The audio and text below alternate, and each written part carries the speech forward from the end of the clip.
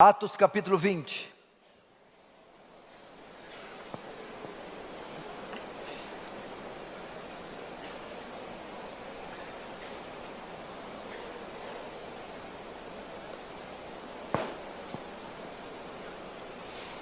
Verso 26.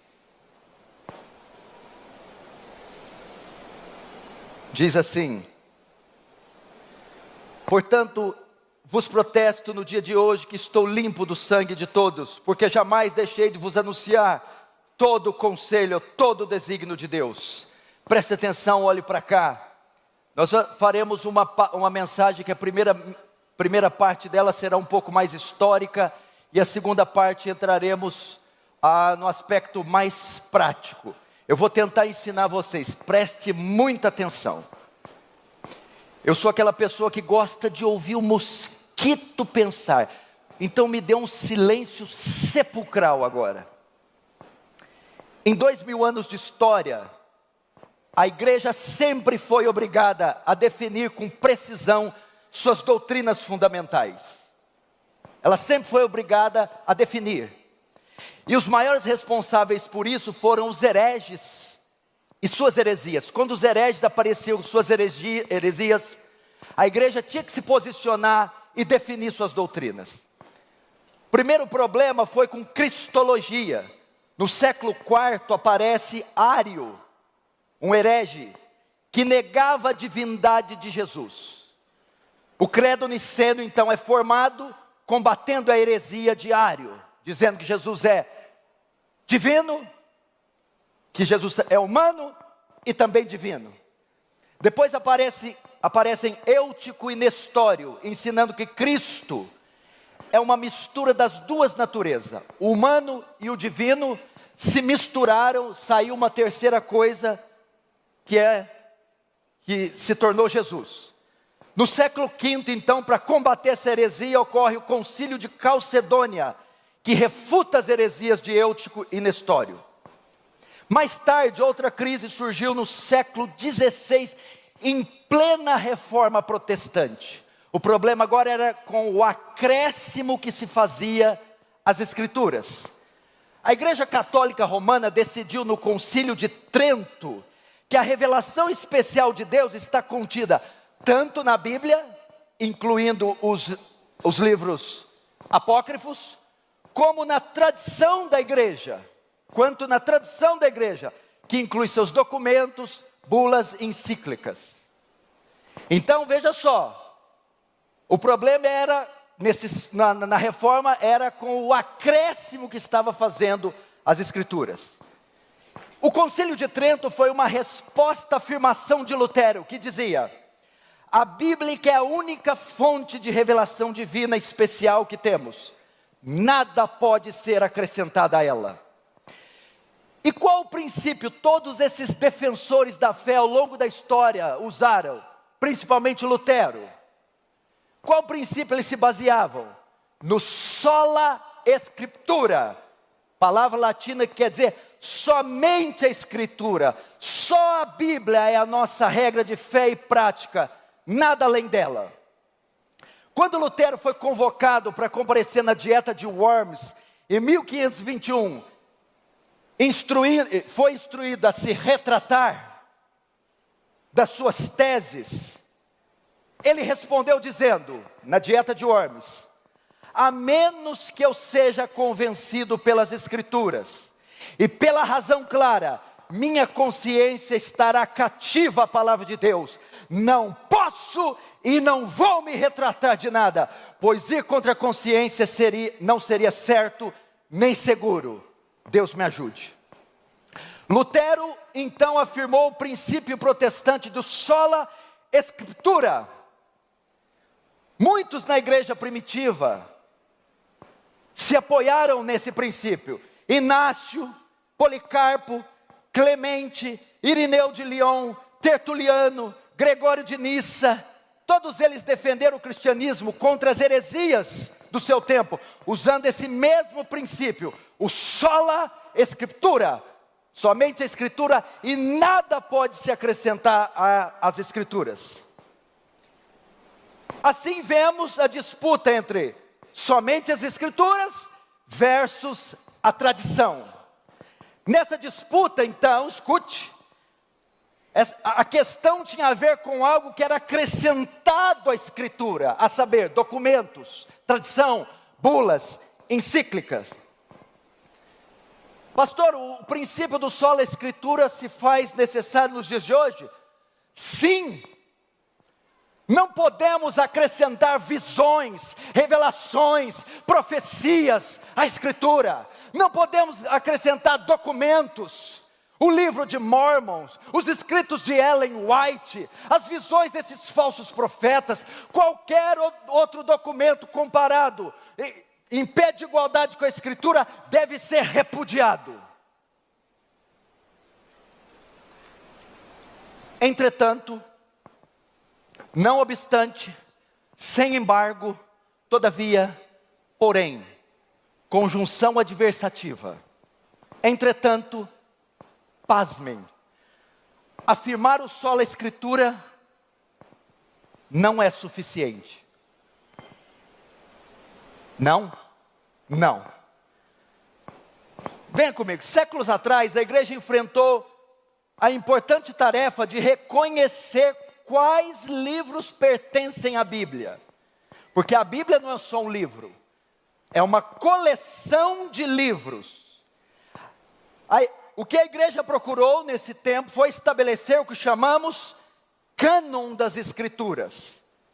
O que é o cânon? O cânon das Escrituras foi o padrão que a igreja usou para definir quais livros são inspirados ou não. Quais livros devem fazer parte das Sagradas Escrituras. Mais uma vez a igreja fez isso, foi forçada a fazer isso em razão das heresias e dos hereges. E quem foi o personagem que obrigou a igreja a fazer isso? No século II depois de Cristo, aparece um homem chamado Marcião. E esse homem trabalha agora não com acréscimos das Escrituras, mas com a redução das Escrituras, a subtração das Escrituras. Esse homem não propõe acrescentar algo à Bíblia. Esse homem propõe retirar algo da Bíblia. Então ele cria o primeiro cânon do Novo Testamento.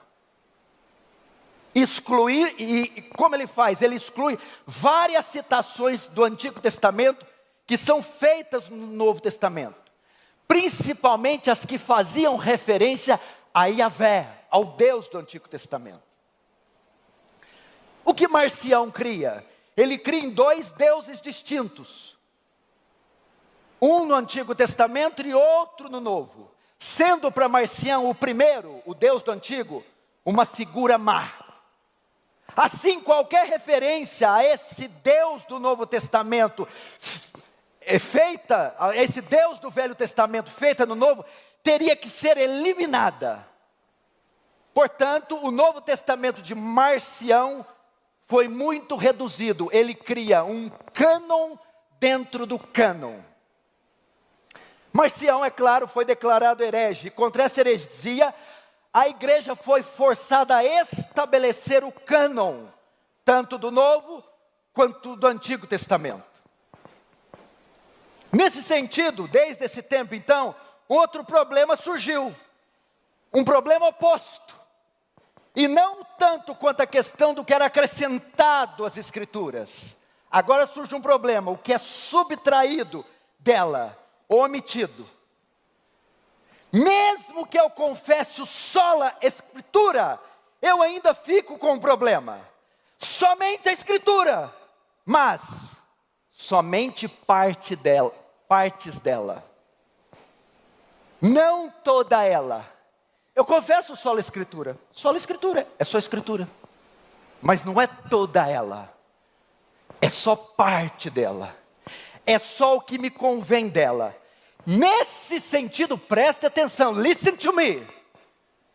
O princípio da sola Escritura não é suficiente. Eu também tenho que afirmar o tota Escritura. Esse é o tema da minha mensagem essa manhã. Tota Escritura.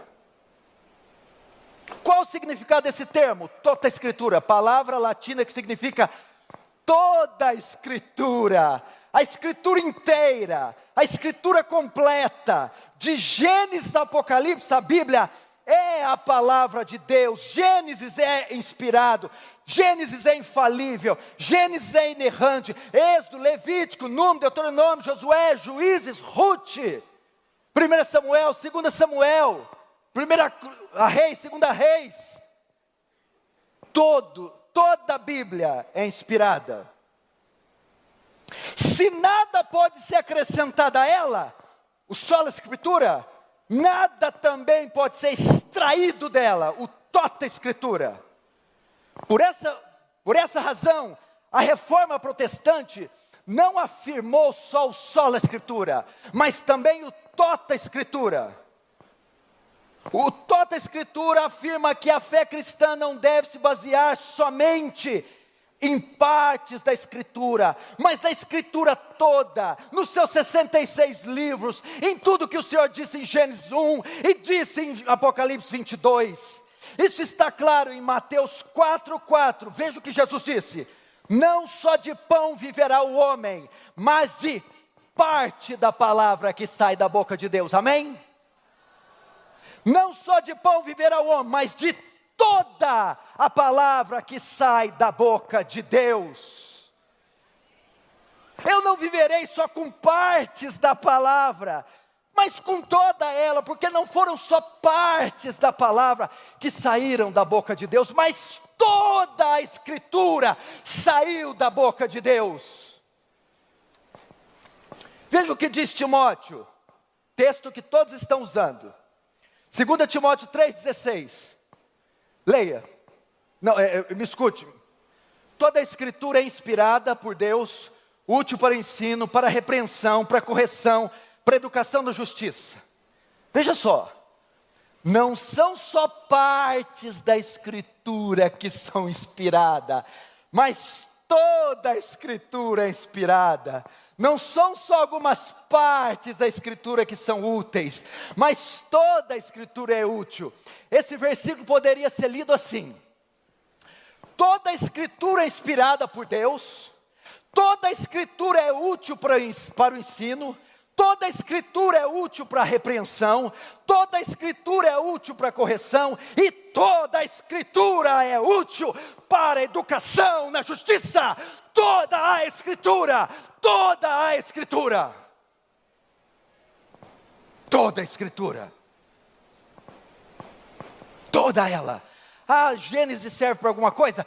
Toda a Escritura. Levítico, toda a Escritura. Números, toda a Escritura. Judas, Filemão, toda a Escritura é útil. O que eu faço com Levítico? God holiness, a santidade de Deus. O que eu faço com Levítico? A severidade de Deus. O que eu faço com Levítico? Santificação. O que eu faço com Levítico? Cristologia, aponta para Cristo. O que eu faço com números e com os dados, com o livro de números e com as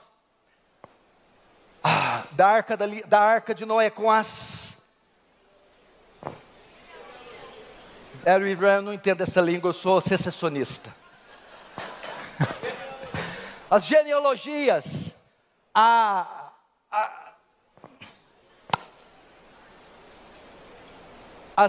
referências do tamanho da arca, as medidas.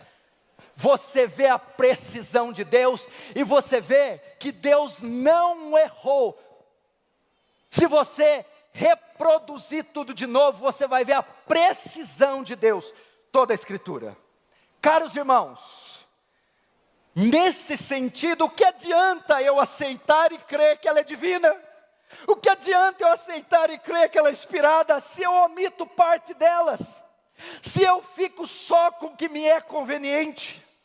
Assim, adotar o sola escritura, sem adotar o tota escritura, incorre em grave erro, porque sem um, eu não tenho outro.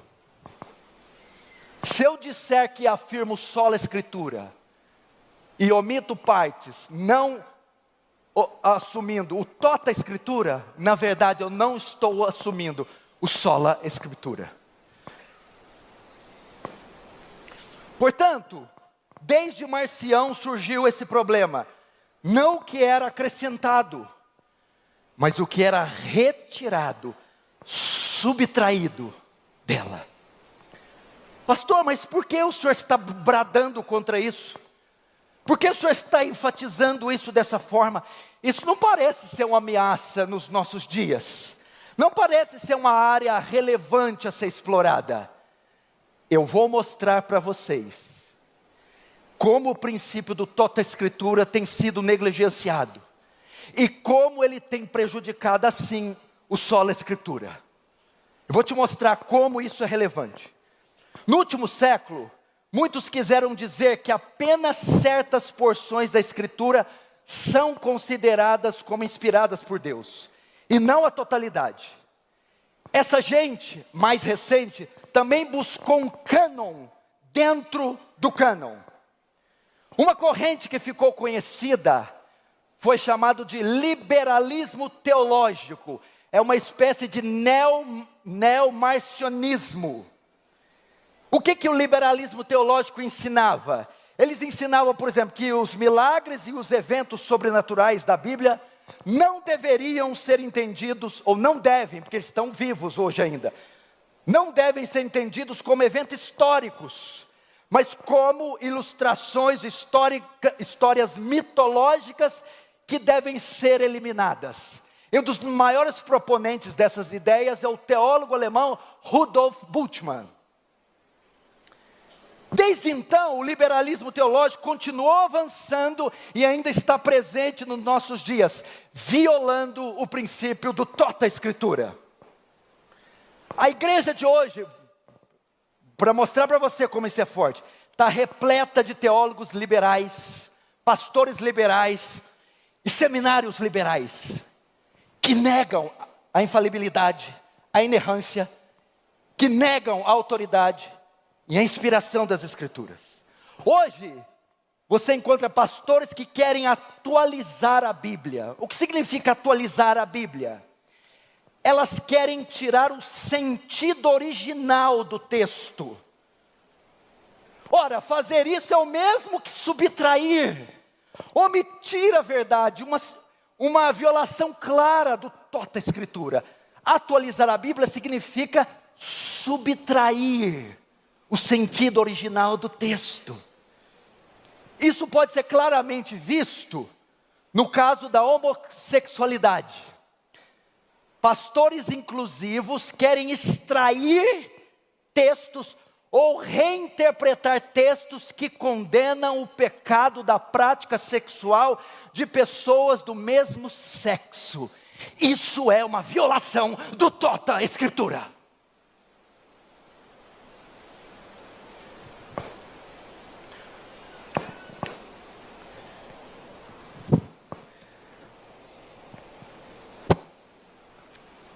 Notem, dear pastors, notem, eles não querem queimar a Bíblia, não, eles não querem rasgar a Bíblia, não, eles só querem definir dentro dela o que é válido ou não. Eles querem também criar um cânon dentro do cânon. Eles amam a Bíblia, eles não querem rasgar a Bíblia. Eles não querem queimar a Bíblia. Eles só querem definir dentro da Bíblia o que vale e o que não vale. Eles não creem no tota escritura. Queridos irmãos, sabe quem é o maior inimigo da Bíblia? Sabe quem é a pessoa que mais odeia a Bíblia? Sabe quem mais ataca a escritura desde a história? De toda a história? Satanás. Satanás trabalhou tanto contra o sola escritura como contra o tota escritura. Gênesis 3, quando ele chega até mulher e diz assim: é verdade que Deus não quer que vocês comam de toda árvore? Toda árvore. Deus não falou de toda árvore, só da árvore do jardim do bem e do mal, da árvore do conhecimento do bem e do mal. Vem Satanás e acrescenta acrescenta algo, violando o tota escritura, atacando o tota escritura.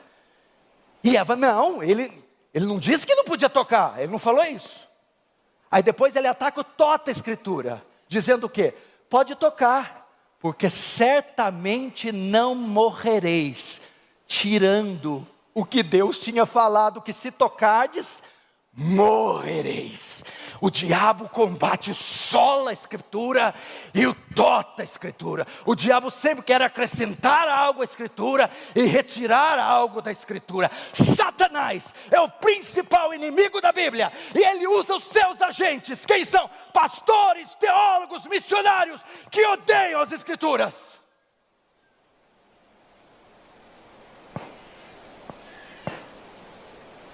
Pastor, o senhor acredita que tem pastor possuído por demônio? Não, eu acredito que tem demônio possuído por pastor.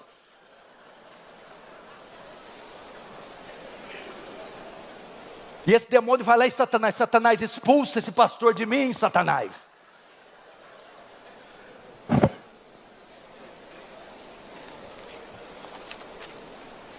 Vocês estão me entendendo? Eu estou sendo claro ou não? Está muito histórico, teológico ou está legal? Se tiver legal, dá um glória a Deus pentecostal.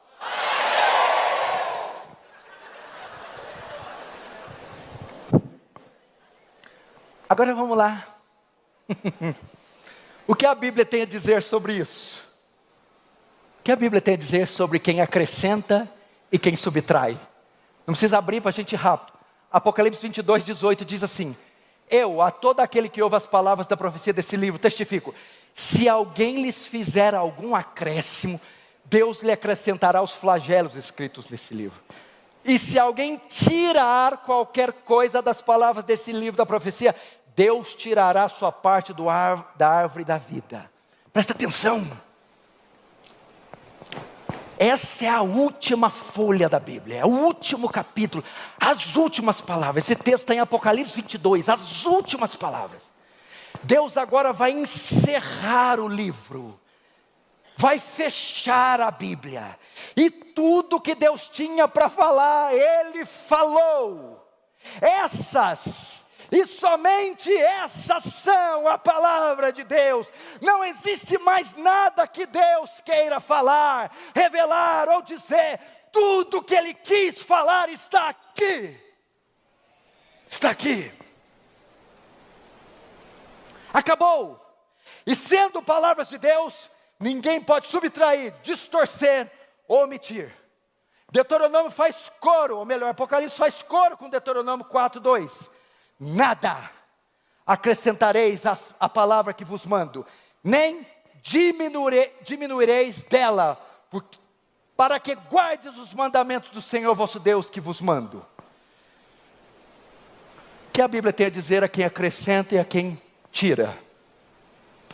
Se alguém acrescentar, Deus acrescentará as pragas, será julgado conforme os juízos revelados em Apocalipse.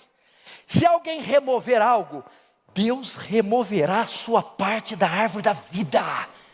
Isso parece não implicar só em juízos temporais, mas em condenação eterna. Ai daqueles que tiveram o atrevimento de extrair algo da Bíblia.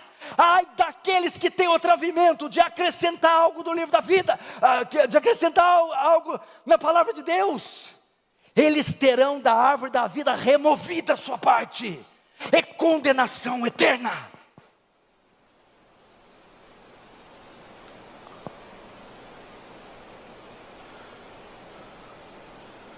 Eu não queria estar no lugar dos falsos profetas. Deus vai acrescentar as pragas descritas nesse livro, e Deus tirará a sua parte da árvore da vida, juízos temporários e condenação eterna. Sabe por quê?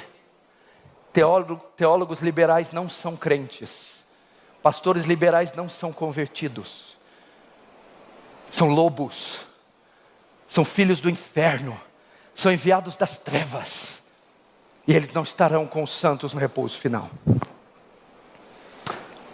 Agora chegou a hora de vocês. Estavam sorrindo, né? Glória a Deus quando é pimenta no olho do outro, né? Vamos lá então. Mas, eu adoro mas, aprendi com o Dr. Martin Lloyd Jones.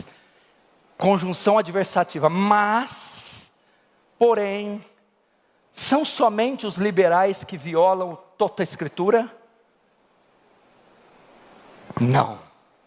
Vou te mostrar que o toda a Escritura tem sido muito mais violado do que vocês imaginam. Primeiro, com o antinomismo. O que quer dizer antinomismo? Duas palavras gregas, antinomos. Anti é sem ou contra, nomos lei. Sem lei. Os antinomistas são aqueles, escute, que tentam tirar dos cristãos toda obrigação de cumprir a lei. Eles dizem que a lei, que o Antigo Testamento perdeu o seu propósito, ele caducou. Tem um pastorzão herejão aí que diz que o Velho Testamento caducou. Estes excluem a lei, inclusive a lei moral. Isso é uma clara violação do toda a Escritura. Diz que você se converteu, é tudo pela graça, salvação pela graça, justificação pela graça, e você não tem que fazer mais nada, e não está sujeito a nenhum tipo de mandamento. Irmãos, Cristo não veio para nos livrar de cumprir a lei, mas Ele veio nos dar condições de cumprir a lei. Mateus 5,17, não penseis que vim revogar a lei e os profetas, não vim revogar, mas vim cumprir. Porque em verdade vos digo, até que o céu e a terra passe, nenhum i ou um tio jamais passará da lei, sem que tudo se cumpra. Paulo lidou com isso no seu tempo. Paulo estava falando, a introdução de Romanos, que a salvação é só pela graça, pela fé, pela graça. E aí ele prevê uma pergunta que eles estavam fazendo ali, principalmente de origem judia. Paulo, se somos salvos independente das obras da lei, então a lei não serve para nada. Paulo vai responder enfaticamente, Romanos 3,31. Anulamos, pois, a lei pela fé? De maneira nenhuma. De jeito nenhum. Antes, confirmamos a lei. Lutero disse, a lei nos manda para Cristo, para a justificação, e Cristo nos manda de volta a lei para a santificação. Novamente, a lei nos manda a Cristo para a justificação, e Cristo nos manda de volta a lei para a santificação. Portanto, temos que dizer assim, Senhor, o Senhor me salvou de forma tão imerecida, graciosa, por um ato benevolente. O que posso fazer para agradar o Senhor? Resposta, obedeça a minha lei. Você não obedece para ser salvo. Você não observa a lei para ser salvo, mas porque é salvo. Então você vê que os antinomistas violam claramente o toda a Escritura. O que mais é uma violação da toda a Escritura? Preste atenção. Uma hermenêutica ruim também viola o toda a Escritura. O que é hermenêutica? A ciência da interpretação do texto. Presta atenção. Interpretar errado as Escrituras, escute, é não dizer o que Deus quis dizer, ou dizer o que Deus não quis dizer. E isso equivale a subtrair ou acrescentar algo na Escritura. Uma hermenêutica ruim, ou você viola o sola, porque diz uma coisa que Deus não quis, ou viola o tota, não diz o que Deus quis dizer. O que tem gente falando em nome de Deus, quando Deus não falou nada, é um absurdo. O que tem de gente colocando palavras na boca de Deus, é um absurdo. E como eles fazem isso? Interpretando o texto de maneira equivocada. Viola toda a Escritura. Existem duas escolas de interpretação perigosas, que tem problema com isso aqui. As escolas que acrescentam e as que subtraem algo das Escrituras. Por exemplo, as escolas alegóricas se interessam pelo sentido oculto das Escrituras. A escola de interpretação alegórica coloca no texto o que o texto não está falando. Quando diz lá, Eliseu, na época da escola de profetas, os profetas estavam com fome e colocaram fogo na panela. Aquele fogo é o Espírito Santo, a panela é a igreja e as borbulhas é os crentes pulando. Escola alegórica, estão acrescentando algo ao texto, estão falando o que Deus não falou. Isso é uma violação do sola escritura. Mas existe outra escola, a escola do método histórico crítico, começou no século 17. Esses, influenciados pelo iluminismo, têm pressuposições racionalistas, então extraem da Bíblia. Por exemplo, alguns não creem creem que Gênesis, os primeiros capítulos de Gênesis, são literais, mas só são contos, só são mitos. Estes subtraem da Escritura, não dizem o que Deus disse, não falam o que Deus falou, uma violação do tota Escritura. Portanto, uma hermenêutica ruim é uma violação do tota Escritura. Pastor, o senhor acha que eu estou pregando a Bíblia toda? Se você estiver interpretando os textos de forma equivocada, você não está pregando a Bíblia toda. Você está falando o que Deus não quis falar, e não falando o que Ele quis falar. Soma-se a isso, escute, uma das maiores, talvez a maior causa das heresias, interpretar o texto fora do seu contexto. Isso é uma violação do tota Escritura. Você pegar um texto isolado e criar uma doutrina em cima dele, sem levar em conta o seu contexto. E como tota Escritura impede isso? Como? O texto particular é interpretado a partir do tota, do todo. Nós interpretamos do geral, a Bíblia toda, para o particular, um só texto. Para isso, você tem que conhecer a Bíblia toda, ler a Bíblia toda, dominar a Bíblia toda, para entender versículos particulares. Esse é um princípio de hermenêutica. A Bíblia interpreta a Bíblia. A Bíblia é sua própria intérprete. Nesse sentido, tota Escritura é a causa também da perspicuidade da Bíblia. O que é perspicuidade da Bíblia? A Bíblia é um livro claro, inteligível. Mas como tota Escritura ajuda na perspicuidade? À medida que você conhece toda a Escritura, alguns textos vão ficando mais claros. Eu não entendi o texto da pitonisa de Endor. Samuel subiu, desceu. Eu não entendi o texto dos espíritos em prisões.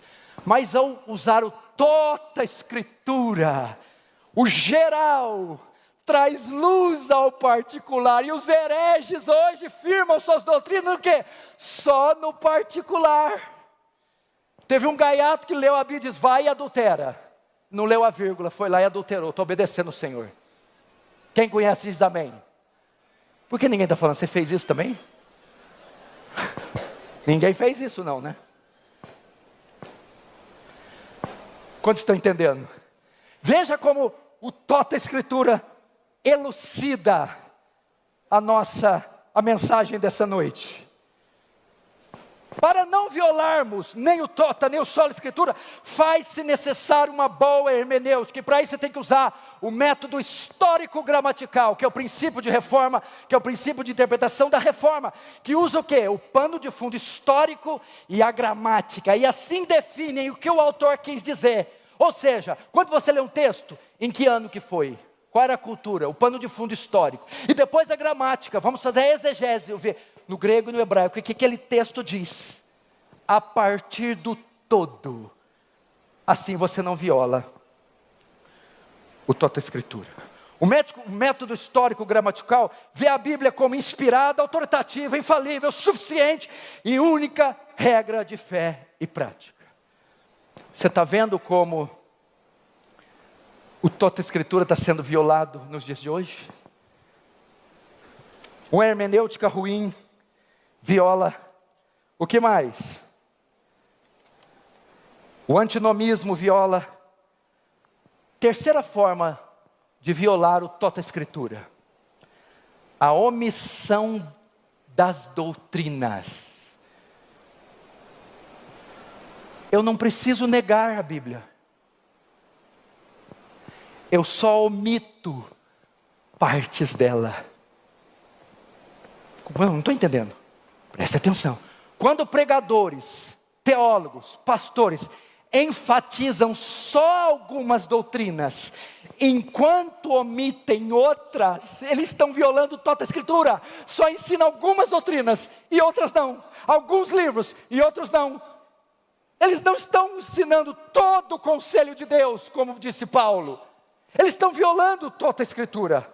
Por exemplo, na soteriologia, presta atenção. O que é a soteriologia? A doutrina da salvação. A grande doutrina do século XVI foi a justificação pela fé somente. Mas o que muitas pessoas não sabem é que os reformadores deram muita ênfase, não só na justificação, mas também na santificação. O que temos hoje? Muita gente reformada que obedece à soteriologia puritana, mas não observa a santificação puritana, violando o Toda Escritura. Querem saber da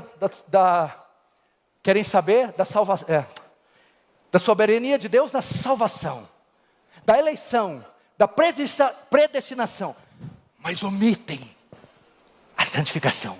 Só admiram a cabeça dos puritanos, mas não a piedade dos puritanos. Vejam o que os reformadores diziam: aqueles que são justificados pela fé somente terão tal amor por Deus nas suas almas, que quererão viver uma vida santa, colocados à parte de Deus. Aquele que foi justificado vai desejar ser santificado. Pastores, não omitam as doutrinas da sua igreja, principalmente se você for um pastor carnal, sensual, e você omite isso para esconder sua identidade da igreja, mas ela já sabe que você está mais para Robin do que para Batman. John MacArthur, perguntando sobre o novo calvinismo, disse: esses novos calvinistas se fascinaram com a soberania de Deus na salvação, mas pararam aí, esqueceram-se da santificação, uma violação clara do Toda Escritura. Se você está achando que ser calvinista, reformado, é usar óculos redondos, ter barba comprida, ficar com o cofrinho de fora, dentro do Starbucks, falando de teologia, se arrependa. Isso não é teologia reformada. Teologia reformada é crer, obedecer, praticar todo o conselho de Deus. Toda a Escritura é amá-la, praticá-la, desejá-la em todos os aspectos da sua vida.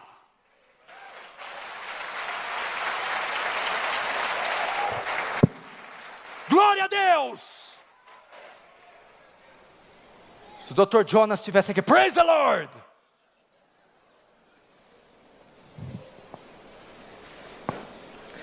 Veja outras doutrinas omitidas. Por exemplo, a doutrina da regeneração,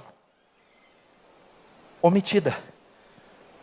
A salvação, estão se esquecendo da transcendência da salvação, da sobrenaturalidade da salvação. A salvação, a conversão virou um decisionismo. Eles estão omitindo a doutrina da salvação. Ou seja, é só o poder sobrenatural de Deus que ergue dos mortos um pecador. Eles não ensinam. O que mais? A omissão da doutrina da condenação eterna. Quantas vezes você já ouviu uma série de pregações sobre o inferno? Livros sobre o inferno? Mensagens sobre o inferno? Você pergunta para o crente: de que Deus te salvou? Ele: do que Ele me salvou? Da pobreza. Ah, é? De que Deus te salvou? Ah, de uma vida infeliz. De que Deus te salvou? Ah, Deus me salvou das doenças. Não! Deus te salvou da ira de Deus despejada no lago que arde como enxofre, a saber, a segunda morte. Eles omitem a doutrina da reprovação. Quantos nunca ouviram a doutrina da reprovação? Diga amém. Não, por favor. Então fala, explica ela para mim, vem cá. A doutrina da reprovação. Não são todos que serão salvos.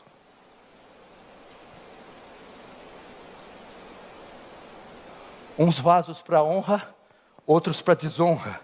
A doutrina da previdência. Da providência, da previdência não, né? A doutrina da previdência, essa precisava, hein?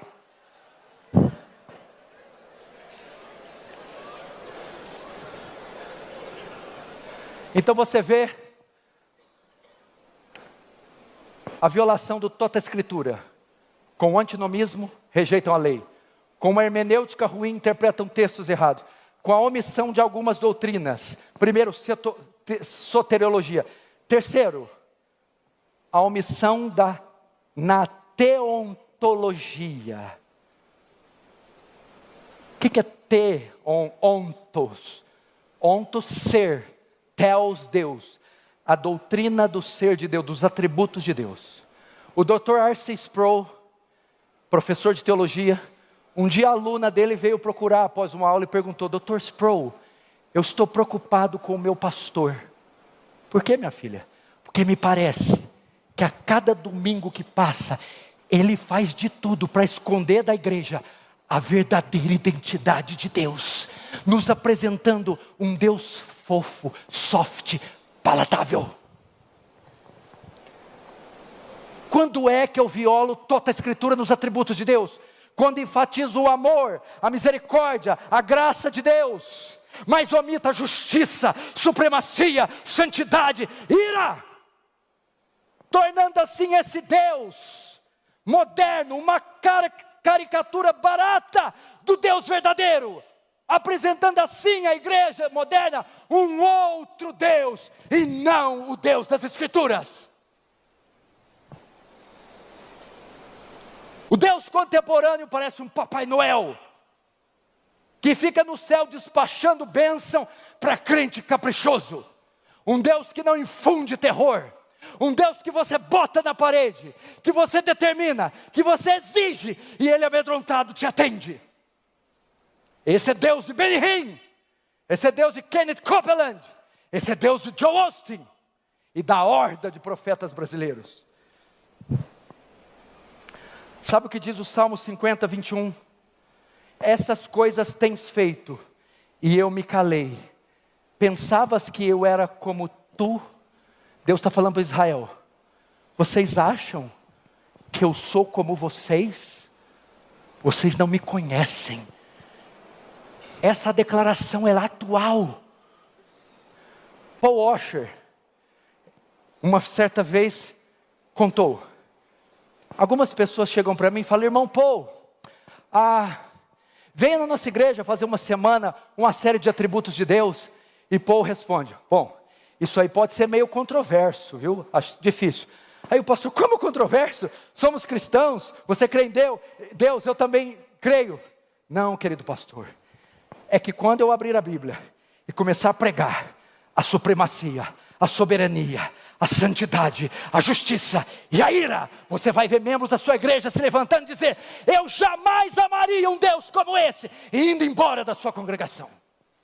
Porque o Deus que eles conhecem é o Deus que eles criaram com a sua mente e com o seu ventre. Não é o grande eu sou, o grande Yahvé, não é o poderoso de Jacó, o temível guerreiro, o Senhor dos exércitos. Portanto, quando eu omito os atributos de Deus, eu estou violando o toda a escritura. Por isso temos uma geração fraca. Daniel 11:32. Aos violadores da aliança, ele com lisonjas perverterá, mas o povo que conhece a Deus se tornará forte. Por que nossa geração é fraca? Porque não conhecemos a Deus, conhecemos Papai Noel. Por isso temos também uma geração que não teme a Deus, não só fraca, mas não teme a Deus. 1 Coríntios 15, 34. Recuperem o bom senso e parem de pecar, pois alguns de vós não têm conhecimento de Deus. Digo isso para vergonha vossa. Porque temos um povo imergido no pecado, porque temos um povo que não teme a Deus, envolvido em escândalos, porque temos uma geração fraca, porque o Deus que eles conhecem é Santa Claus, e o máximo que ele faz é ho, ho, ho. O Deus que eu creio, o Deus da Bíblia, diz que está sentado num trono, cujos serafins têm 6 asas. A glória que sai daquele trono, a santidade que sai, a radiação de glória que sai é tão grande, que os serafins cobrem o rosto. Eles não ousam olhar, porque se eles olharem, eles se desintegram. E a única coisa que eles podem pronunciar lá é: Santo, Santo, Santo, Santo, Santo, Santo. É esse Deus que eu estava procurando, é esse Deus que eu queria honrar, é esse Deus que eu queria cantar, é esse Deus que eu queria adorar, é a esse Deus que eu queria orar. Glória seja dada a Ele.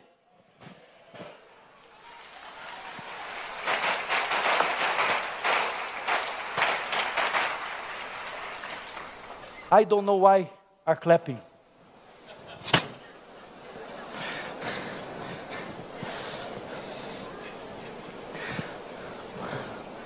Quantos estão entendendo? Quer ensinar o Tota Escritura? Ensina o amor, a misericórdia, perdão, graça. Mas ensina supremacia, justiça, santidade, soberania, ira. Vou convidar os pastores para fazermos uma conferência só sobre a ira de Deus. O que você acha? Você vem? Metade vem, glória a Deus por você. Você vem? Crente é assim, é sofrenildo, viu? Já estou terminando, não fique nervoso e não olhe o relógio. Cada vez que você olhar, eu vou acrescentar 15 minutos na mensagem. Já foi 2 irmãos que oraram, é mais meia. Como disse aquele homem, vocês vão ter que me engolir. Terceiro, como eu violo toda a Escritura? Com o Evangelho. Como assim com o Evangelho? Quando há uma redução do Evangelho. Quando o Evangelho é apresentado apenas como 4 leis espirituais, para depois você ingressar em coisas maiores. Você está violando toda a Escritura. Na pregação do Evangelho, as pessoas omitem, os pregadores omitem a depravação do homem. Não ensinam o quanto o homem é mau, o quanto ele caiu, o quanto ele é depravado e o quanto ele necessita de um Salvador. Na apresentação da cruz de Cristo, eles não pregam, ensinam o lado forense da crucificação e o grande dilema: como um Deus justo pode perdoar pecadores injustos sem deixar de ser justo? Terceiro, a ressurreição. Eles não ensinam a ressurreição. O que é isso? É a vindicação do Filho de Deus. Na morte, Jesus vindica o Pai, o Filho vindica o Pai. Mas na ressurreição, o Pai vindica o Filho. Arrependimento. Muitos, na evangelização, exclui o chamado ao arrependimento. Jesus diz, o tempo está cumprido, o reino de Deus está próximo. Arrependam-se. Agora qual é a pregação do Evangelho hoje? Hello, Jesus love you. Jesus te ama. Venha para Jesus, que tudo vai melhorar. Essa é a pregação evangelística. Quem quer receber Jesus, vem aqui à frente. Ele morreu por seus pecados. A pregação do Evangelho é reduzida a um apelo emocional. As pessoas não sabem, veja só. Quem aqui está com vontade de tomar remédio agora? Levanta a mão. Por que você não está com vontade de tomar remédio? Porque você não está doente. E se você estivesse ardendo em febre, você iria correndo atrás do remédio? Sim ou não? Como é que alguém vai procurar um Salvador? Como é que alguém vai sentir que tem necessidade de um Salvador, se não primeiro souber o quanto é pecador? E como é que alguém vai saber o quanto é pecador, antes de saber o quanto Deus é santo? Portanto, a pregação reduzida do Evangelho é uma violação do toda a Escritura. Por essa razão, queridos irmãos, a igreja está cheia de bodes, cheia de pessoas inconversas, cheia de crentes nominais, porque elas não conhecem o verdadeiro Evangelho, porque elas não foram expostas aos atributos de Deus, à depravação do homem e o amor de Deus em enviar o seu Filho. Por essa razão, as pessoas não amam a Deus como Ele merece, pois não conhecem um Deus completo, um Deus pelo todo, mas parte deles. A obra de Cristo não conhece completa, mas partes dela. Não conhece a sua maldade e o pecado original, mas parte dele. Não conhece a necessidade de evangelização, porque não conhece o juízo de Deus sobre a terra, mas parte dele. Por isso temos uma igreja,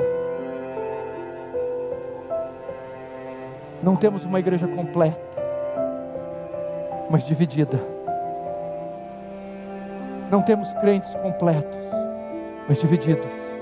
Não temos uma igreja inteira, não temos crentes inteiros. Por quê? Porque não é todo o conselho de Deus que está sendo dado a eles. E Paulo vai terminar como? Dizendo: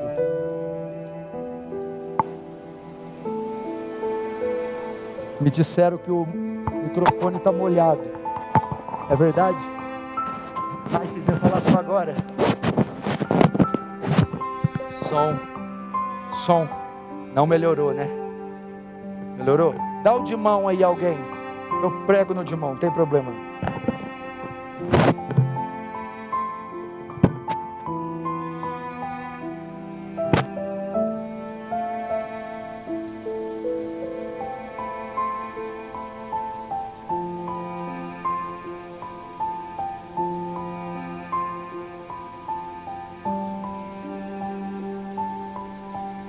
Tô vendo que eu perdi a unção, ué.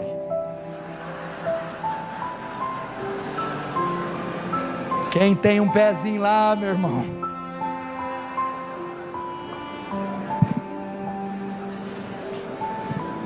Meu irmão, para terminar, Paulo então está fazendo o seu discurso e diz: portanto protesto no dia de hoje, que estou limpo do sangue de vocês. Todo aquele que se recusa a ensinar todo o conselho de Deus, todos os 66 livros, todas as doutrinas, vai dar conta do sangue de muitas almas.